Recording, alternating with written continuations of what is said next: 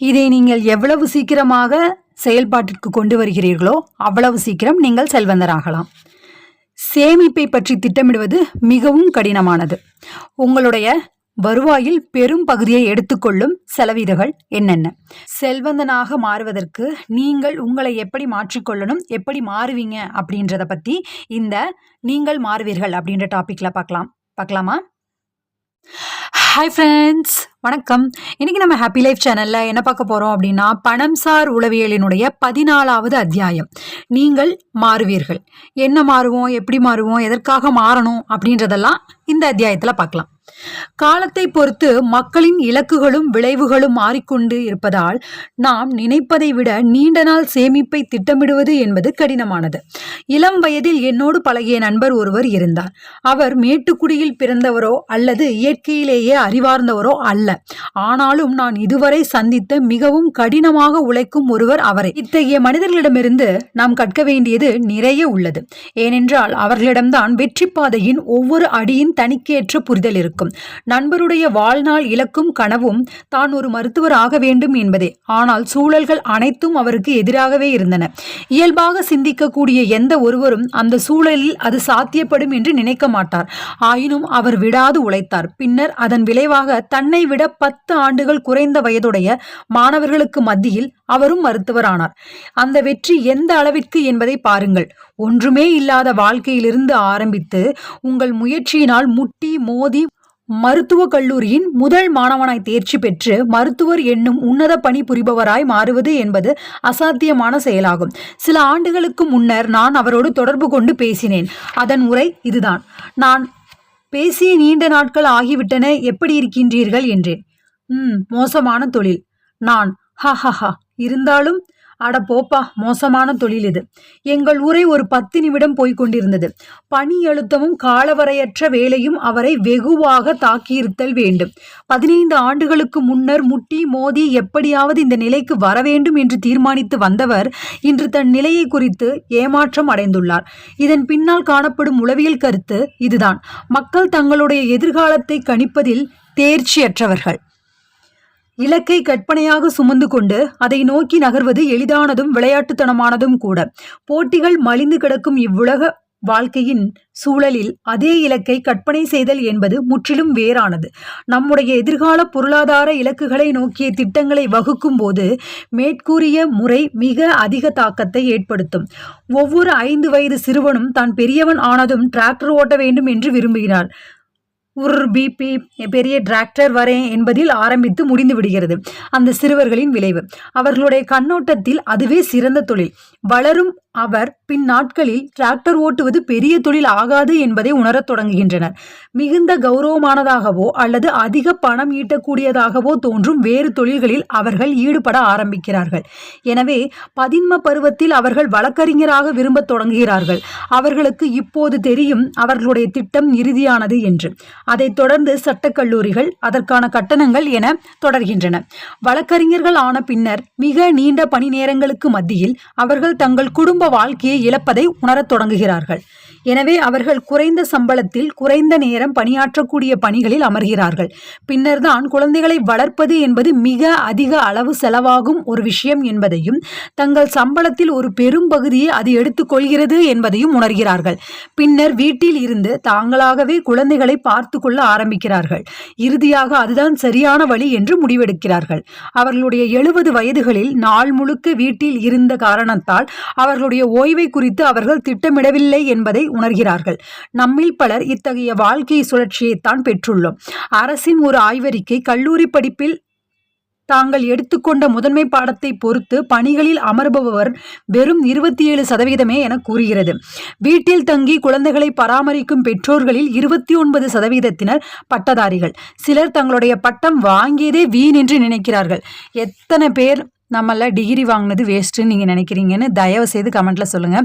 நிறைய டைம் நம்மளுக்கு இந்த தாட் வரும்: எதுக்குடா நம்ம படித்தோம், கஷ்டப்பட்டு படித்தோம், இப்போ வெறும் ஹவுஸ் ஒய்ஃபாக இருக்கிறக்காக தானா, இல்லை நம்ம படித்த படிப்புக்கும் பார்க்குற வேலைக்கும் சம்மந்தமே இருக்காது, இல்லை வேறு ஏதாவது சின்ன சின்ன தொழில் பண்ணிகிட்ருப்போம், இல்லை வேறு எங்காவது ஒரு இடத்துல சின்ன சம்பளத்துக்கு வேலைக்கு போயிட்டுருப்போம். ஸோ இந்த மாதிரி தாட் இருக்குது அப்படின்னா கமெண்ட் பண்ணுங்கள். எனக்கும் இந்த மாதிரி தாட் இருக்குது. பதின்ம வயதில் இளைஞர்கள் தங்களுடைய எதிர்கால திட்டங்களை தீர்மானிக்கும் போது கற்பனை கூட செய்து பார்க்க இயலாத அளவிற்கு பெற்றோர்கள் தங்களுடைய 30களில் அவர்களுடைய வாழ்க்கை இலக்குகளை பற்றி தீர்மானிக்க வேண்டியிருக்கும் என்பதை நான் ஒப்புக்கொண்டே ஆக வேண்டும். நீண்டகால பொருளாதார திட்டம் அவசியமான ஒன்றுதான்.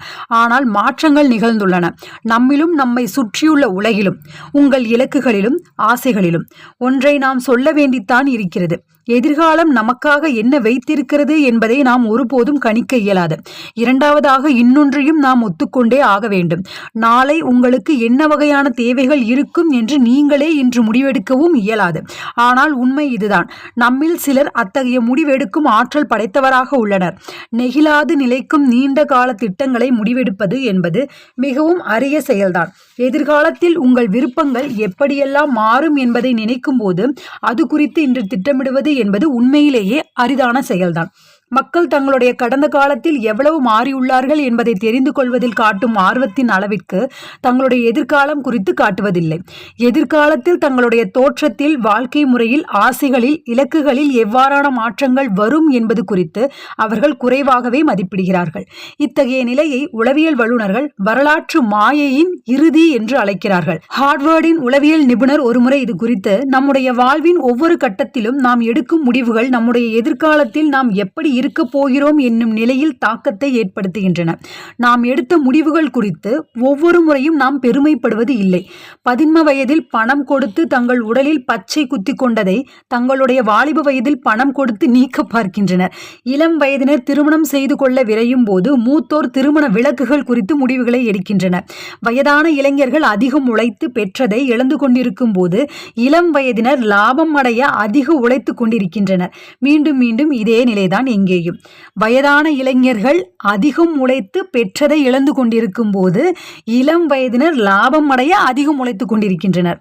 எப்படி ஒரு முரண் இருக்குது பார்த்தீங்களா நம்ம லைஃப்பில் நான் எப்பவுமே இதை வந்து சொல்லிக்கிட்டே தான் இருக்கேன். ஒவ்வொரு எந்த வீடியோஸ் போட்டாலும் நம்மளுடைய லைஃப்பில் ரொம்ப இம்பார்ட்டண்ட் அப்படின்றது வந்து பணம் இருக்குது. ஓகே தான், பணம், ரிலேஷன்ஷிப் எல்லாமே இருக்குது.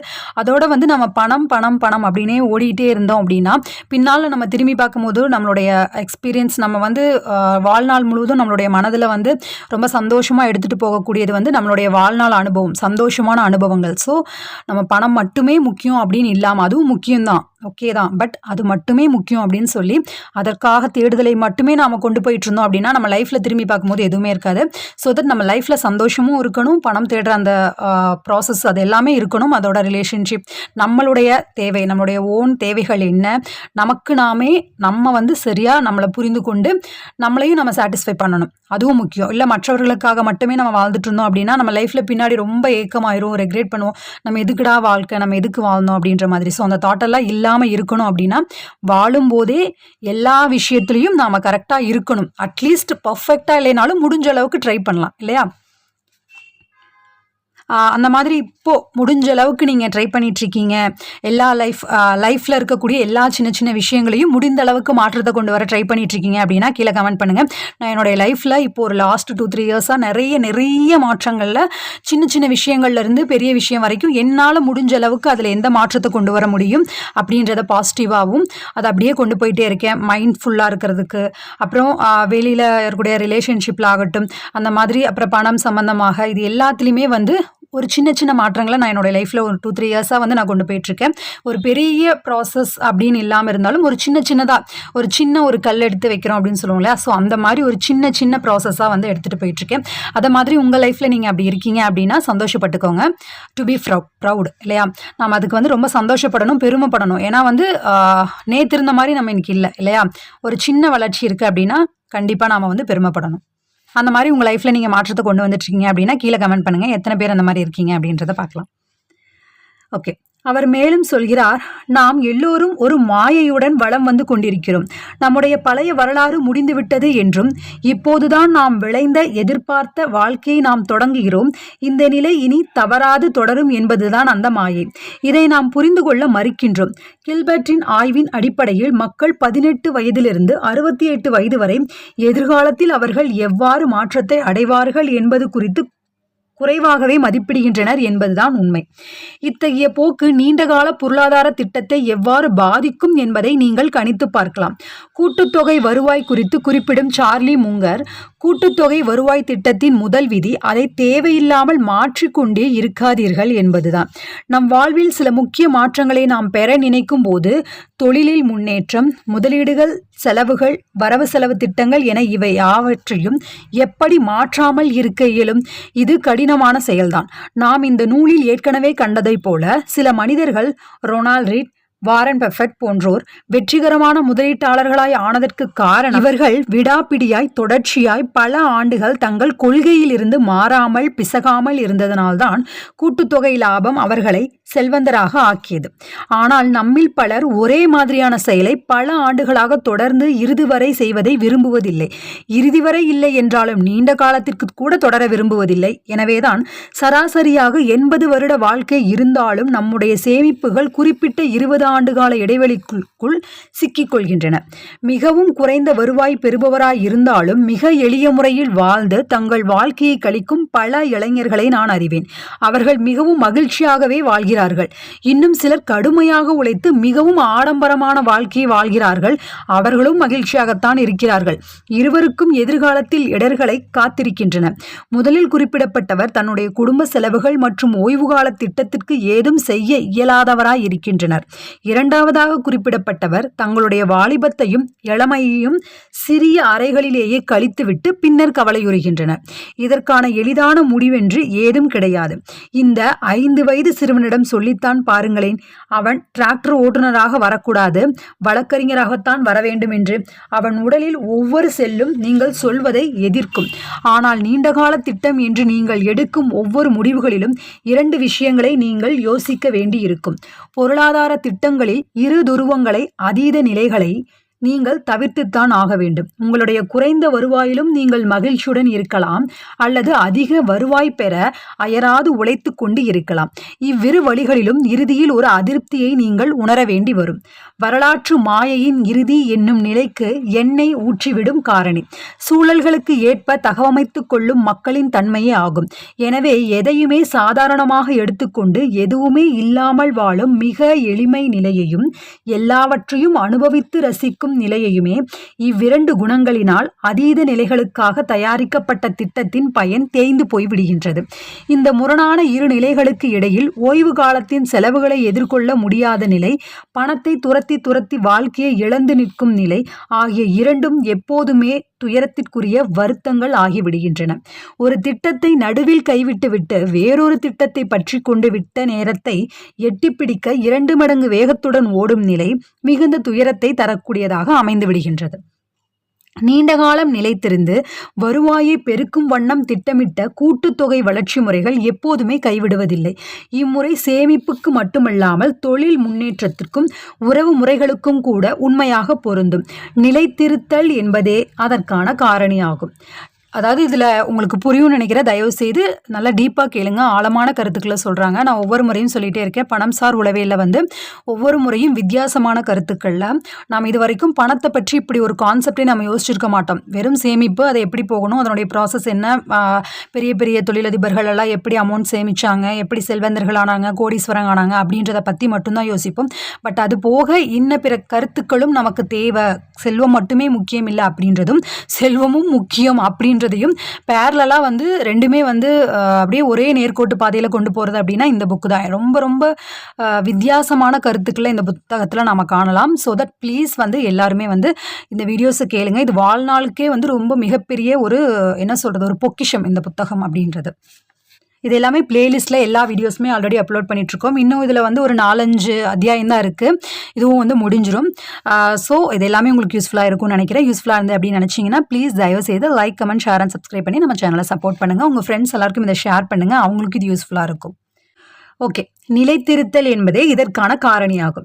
மேலும் காலத்தின் போக்கில் மாறும் நம் மனநிலையை கணித்து அதற்கேற்ப அவ்வப்போது திட்டத்தை திருத்தி வடிவமைத்தல் என்பதே நமது வழிமுறையாக அமைதல் வேண்டும். அத்தகைய வழிமுறையை எதிர்காலத்தில் நமக்கு ஏற்பட போகும் வருத்தத்தை குறைப்பதோடு நம்முடைய நிலைப்புத்தன்மையையும் அதிகரிக்கும். ஆண்டு வருவாய், நமக்காக செலவிடும் நேரம், பயண ஏற்பாடுகள், குடும்பத்துடன் செலவழிக்கும் நேரம் போன்றவற்றை வாழ்வின் பல்வேறு கூறுகளின் இயல்பு நிலையை கணித்து அதன்படி இவை குறித்து பின்னால் நாம் கவலையறாமல் இருக்கும்படியான வாய்ப்புகளை அதிகரிக்கும் வண்ணம் நாம் ஒரு திட்டத்தை கைவசம் கொள்ளுதல் வேண்டும். அப்படி இல்லாமல் மேற்கூறிய பல்வேறு கூறுகளின் அதீத துருவங்களை அடைய ஆசைப்பட்டு திட்டங்களை தீட்டினால் அத்திட்டங்கள் யாவும் தோல்வியையே சந்திக்கும். நம்முடைய மனம் மாறிக்கொண்டே இருக்கும் என்னும் உண்மையை நாம் ஒத்துக்கொண்டுதான் ஆக வேண்டும். தங்களுடைய 18ஆம் வயதில் கல்லூரி பருவத்தில் தாங்கள் படித்த படிப்புக்கு ஏற்ப அப்போது ஒத்துக்கொண்டு பணியாற்றத் தொடங்கிய அதே வேளையில் தொடர்ந்து உழன்று கொண்டிருக்கும் அமைதியற்ற பணியாளர்களை நான் சந்தித்துள்ளேன். வரலாற்று மாயையின் இறுதி என்னும் கோட்பாட்டை உணரத் தொடங்கினால் மதுவருந்த கூட இன்னும் வயது வராத அந்த காலத்தில் உங்களுக்கான பணியை நீங்கள் தேடிக்கொண்டிருக்கிறீர்கள் என்பதை உணரத் தொடங்குவீர்கள். அது எத்தகைய குறைந்த அளவிலான சமூக பாதுகாப்பை அளிக்கும் என்பதையும் நீங்கள் அறிந்து கொள்வீர்கள். மாற்றத்தின் உண்மையை உணர்ந்து கொண்டு அங்கிருந்து எவ்வளவு விரைவாக இயலுமோ அவ்வளவு விரைவாக புது திசையில் பயணிக்கச் செய்யும் யுக்தி தான் மிகவும் முக்கியமானது. என்ன சொல்கிறாங்கன்னு புரியுதா உங்களுக்கு? அதாவது ஒரு நிலைப்புத்தன்மை இருக்கணும், ஸ்டேபிளாக இருக்கணும். அது போக இப்போ நம்ம ஒரு டெசிஷன் அங்கே ஒரு இடத்துல இதாக இருக்குது அப்படிங்கும்போது அதை ஆராய்ஞ்சு அதை கரெக்ட் பண்ணி உடனே அதுலேருந்து சேஞ்ச் ஆகி அந்த விஷயத்திலிருந்து ஒரு நிலைப்புத்தன்மையை நம்ம கண்டினியூ பண்ணணும். திரும்ப திரும்ப தவறுகள் அப்படின்றதே இருக்கக்கூடாது. அண்ட் தென் திரும்ப திரும்ப நம்ம மாறிக்கிட்டே இருக்கக்கூடாது. மைண்ட் செட்டுக்கு ஏற்றபடி மாறிக்கிட்டே இருக்கக்கூடாது. இப்போ வாரன் பஃபட் சொன்னாங்களே, நம்ம ஆல்ரெடி வாரன் பஃபட் பற்றியும் இந்த புத்தகத்தில் நிறைய பார்த்துருக்கோம். ஸோ அவர் எப்படி அந்த ஒரு நிலையான அவருடைய சேவிங்ஸை வச்சு எப்படி இவ்வளோ பெரிய ஒரு ஷேர் ஹோல்டராக இவ்வளோ பெரிய என்ன சொல்கிறது ஷேர் மார்க்கெட்டில் ஒரு வெற்றிகரமான ஒரு மனிதராக இருந்தார் அப்படின்றது எல்லாமே நம்ம ஆல்ரெடி பார்த்துட்டு தான் இருக்கோம் இல்லையா? ஸோ அது எல்லாமே நம்ம லைஃப்க்கு யூஸ்ஃபுல்லான விஷயங்கள். படிக்கிறதோடு இல்லாமல் முடிஞ்ச அளவுக்கு அட்லீஸ்ட் ஒரு 100% நம்ம கேட்குறோம் அப்படின்னா அட்லீஸ்ட் ஒரு 10% நம்மளுடைய லைஃப்பில் நம்ம பண்ணோம் அப்படின்னா தான் லைஃப்பில் கண்டிப்பாக வெற்றிகரமான ஒரு வாழ்க்கையை நம்ம லீட் பண்ண முடியும். ஓகே, வால் ஸ்ட்ரீட் ஜேர்னல் சஞ்சிகளின் முதலீடுகள் குறித்த கட்டுரைகளை எழுதும் எழுத்தாளர் ஜேசான் ஸ்விக் தன்னுடைய திங்கிங் ஃபாஸ்ட் அண்ட் ஸ்லோ என்னும் நூலுக்காக உளவியல் நிபுணர் டேனியல் கெஹ்னேமன் என்பவருடன் சேர்ந்து பணியாற்றினார். கெஹ்னேமன் குறிப்பிட்ட ஒரு மனோதத்துவ நிலை தனக்கு மிகவும் பயன்பட்டதாக ஸ்விக் குறிப்பிடும்போது, டேனியலின் வேறெந்த குணமும் என்னை அவ்வளவாக கவர்ந்ததில்லை. அப்போதுதான் உரையாடி முடிவெடுத்த ஒன்றை அவர் அடுத்து நொறுக்கி உடைக்கும் முறைதான் என்னை மிகவும் கவர்ந்தது. ஸ்வீக் எழுதுகிறார், நானும் கெஹ்னேமனும் ஒரு அத்தியாயத்துக்காக மட்டுமே கூட முடிவின்றி உரையாற்றி கொண்டிருத்தல் இயலும். ஆனால் அடுத்து அவர் என்ன செய்வார் என்றால் ஒரு புதிய நகலை அனுப்புவார். அது அறிந்து கொள்ள வியலாத நிலையில் முற்றிலுமாய் மாறுபட்டதாக இருக்கும். அது வேறு விதமாக ஆரம்பிக்கும், வேறு விதமாகவும் முடியும். அதுவரை நீங்கள் நினைக்காத கோணத்தில் உள்ள பல நுணுக்கங்களையும் தரவுகளையும் கொண்டதாக இருக்கும். நான் அதுவரை கேள்விப்படாத ஆய்வுகளின் குறிப்புகளும் அதில் இருக்கும். நம்முடைய முந்தைய வரைவில் நாம் எழுதாத விஷயங்களை சேர்த்து எப்படி அப்படி உங்களால் மீண்டும் மீண்டும் புதியதாக எழுத முடிகிறது என்று நான் டேனியலை கேட்டேன். அதற்கு அவர் கூறிய பதிலை என்னால் மறக்க முடியாது. அவர் கூறியது, என்னிடம் வாராக்கடன் இருக்காது. வாராக்கடன் என்பது ஏற்கனவே செலவு செய்யப்பட்ட அவற்றுக்கான பயன் பெறாத நிலையாகும். முன் எப்போதுமே எடுத்த முடிவுகளில் இன்னும் முடங்கிக் கொண்டிருக்கும் ஒரு நிலை அது. ஆனால் மனிதர்கள் காலத்திற்கு ஏற்ப மாறிக்கொண்டிருப்பார்கள். வாராக்கடன் எதிர்கால நம்மை கடந்த கால கைதிகளாக்கி நம்மை நமக்கே வேறாய் காட்டும் ஒரு நிலை. வாராக்கடன் எதிர்கால நம்மை கடந்த கால கைதிகளாக்கி நம்மை நமக்கே வேறாய் காட்டும் ஒரு நிலை. அது நம்முடைய வாழ்க்கையின் முக்கியமான முடிவுகளை ஏதாவது ஒரு அடையாளம் தெரியாத நபர் முடிவெடுப்பது போன்றதாகும். இந்த கருத்தை நாம் ஏற்றுக்கொண்டால் மூச்சுக்கு ஆக்சிஜனை ஏற்றிக்கொண்டு வாழ்க்கையை இழுத்து கொண்டிருப்பதை விட நீங்கள் வேறொரு மனிதனாய் இருக்கும்போது முடிவெடுத்த பொருளாதார இலக்குகளை கருணை ஏதுமின்றி கைவிடுதல் மேலென்றாகிறது. அதுவே எதிர்காலத்தில் நமக்கு அதிக வருத்தம் விளைவிக்காத வழிமுறையாய் அமையும். இதை எவ்வளவு சீக்கிரமாக செய்கிறீர்களோ அவ்வளவு சீக்கிரமாக நீங்கள் கூட்டுமுறை சேமிப்பு முறைக்கு வந்து விடுவீர்கள். அடுத்ததாக நாம் கூட்டுமுறை சேமிப்பை ஏற்றுக்கொள்வதனால் ஏற்படும் பயன்களை பற்றி பார்க்கலாம். அடுத்து, எதுவும் இலவசமில்லை அப்படின்ற டிஃப்ரெண்ட்டான ஒரு விஷயம். அது என்ன அப்படின்றதையும், எல்லாத்துக்கும் ஒரு விலை இருக்குது அப்படின்ற மாதிரி அதில் அந்த டாப்பிக்லேருந்து எதுவும் இலவசம் இல்லை அப்படின்ற மாதிரி அதனுடைய கருத்துக்கள் ஃபுல்லாமே போகும் அடுத்த டாப்பிக்கில். ஸோ தட் உங்களுக்கு இது யூஸ்ஃபுல்லாக இருந்திருக்கும்னு நினைக்கிறேன். யூஸ்ஃபுல்லாக இருந்து அப்படின்னு நினச்சிங்கன்னா ப்ளீஸ் தயவு செய்து இந்த வீடியோவை like, comment, share and subscribe பண்ணி நம்ம சேனலை சப்போர்ட் பண்ணுங்கள். அண்ட் தென் உங்கள் எல்லோருக்குமே இந்த நாள் மட்டுமல்ல எல்லா நாளுமே இனிய நாளாக அமைய வாழ்த்துக்கள். பாய்.